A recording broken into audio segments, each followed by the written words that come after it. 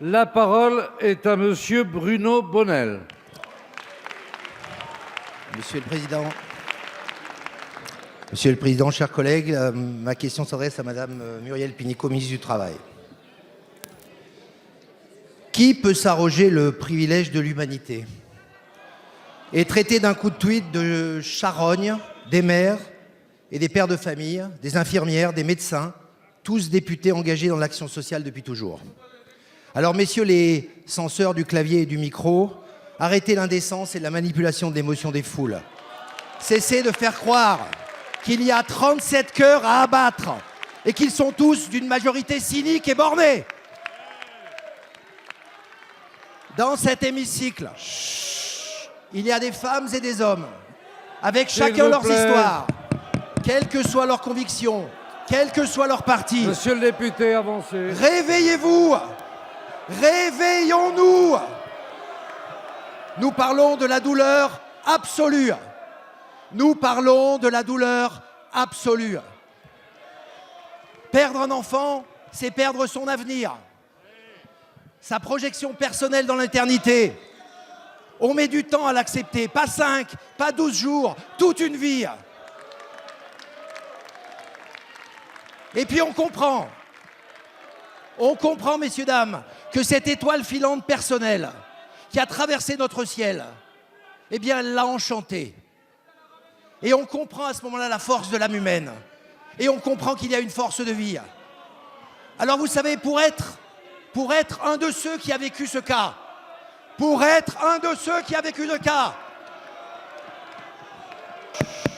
vous le dis, S'il vous plaît, s'il vous plaît. je vous le dis, pour être un de ceux qui a vécu cela, S'il vous plaît, un peu de calme. légiférer sur quelques jours n'est pas le sujet et c'est même incongru.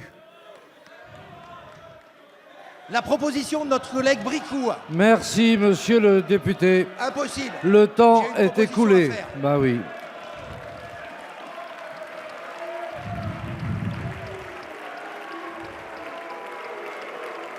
S'il vous plaît.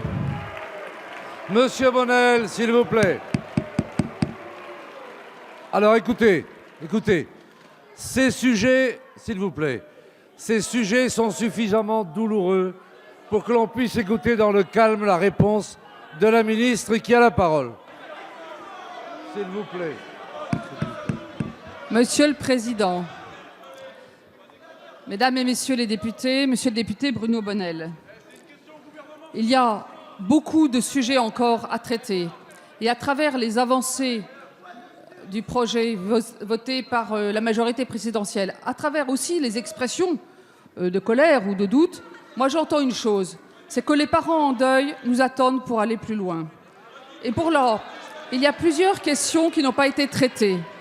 Est-ce que le congé de deuil devrait concerner que les salariés du privé, mais aussi les indépendants et les fonctionnaires? Est-ce qu'il faut se mettre d'accord sur la définition du rôle de la solidarité nationale? C'était le sens de mes propos jeudi. Comment lever tous les obstacles pour les parents? Car il y a un vrai parcours de souffrance administrative au deuil d'un enfant. Comment faire en sorte que pour les allocations familiales, il n'y ait pas une rupture brutale? Comment faire surtout que l'accompagnement psychologique permette d'aider à se reconstruire? Bien sûr qu'il faut des années et des années pour se reconstruire. Il nous faut donc un accompagnement psychologique. Et puis les congés de 12 jours, est-ce qu'ils sont volontaires? Est-ce qu'ils sont fractionnés? Comment elles sont les modalités? Il faut en discuter avec les acteurs. C'est ce que nous allons faire avec Adrien Taquet, avec les associations, avec les partenaires sociaux, mais aussi avec les parlementaires. Je le répète, Monsieur Bricout, le rapporteur, les députés des différents bancs, les députés de la majorité, nous allons en parler pour que, soit à partir des propositions des parlementaires et du gouvernement, nous puissions avancer. Je crois qu'aujourd'hui, nous devrons penser non pas à crier, mesdames et messieurs les députés, on doit penser simplement aux parents. Et là, on devrait se retrouver. Je vous remercie. Merci, Madame la Ministre.